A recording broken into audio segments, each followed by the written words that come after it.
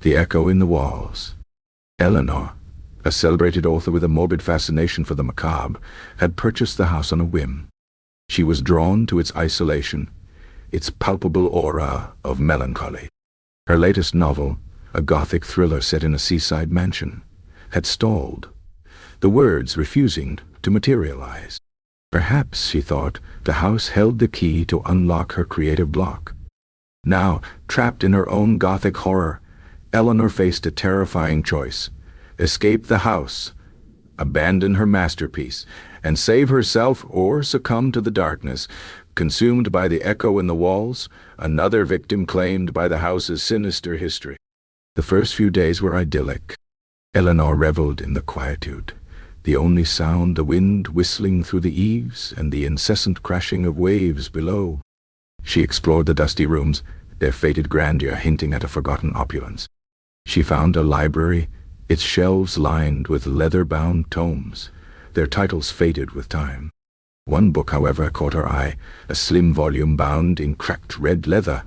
It was a diary, penned by a woman named Amelia, the previous owner of the house. Amelia's words, penned in a spidery script, spoke of a creeping dread, an unshakable feeling of being watched. She wrote of strange noises in the night, whispers in the wind that seemed to form her name. Amelia believed the house was haunted, a belief that ultimately consumed her.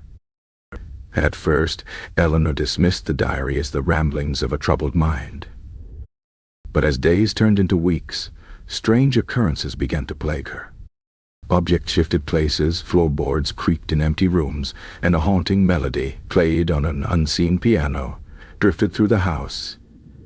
The echo of Amelia's fear began to worm its way into Eleanor's own psyche. One night, driven by an inexplicable compulsion, Eleanor found herself drawn to the attic. She discovered a hidden room, its walls plastered with newspaper clippings, all reporting unexplained deaths in the house throughout the decades. Fear tightened its grip, the weight of history pressing down on her. Sleep became elusive. Nightmares plagued her, populated by shadowy figures and the echoing strains of the ghostly piano. She began to see Amelia's face in the flickering candlelight, her hollow eyes filled with a chilling premonition. As the line between reality and delusion blurred, Eleanor, in a fit of panicked inspiration, began to weave Amelia's story into her own novel. The words flowed freely now, fueled by her growing terror. She wrote feverishly, her sanity hanging by a thread, trapped in a nightmarish echo of Amelia's final days. The climax of her novel mirrored the events unfolding around her.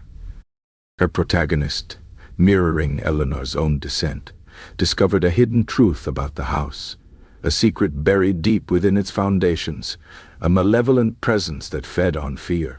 The novel was a terrifying masterpiece, a chilling exploration of the fragility of the human psyche. But as Eleanor penned the final words, a chilling realization dawned. The line between fiction and reality had vanished. The entity in her novel, the malevolent force haunting the house, was not just a figment of her imagination. It was real, and was feeding on her fear, growing stronger with each terrifying chapter she wrote.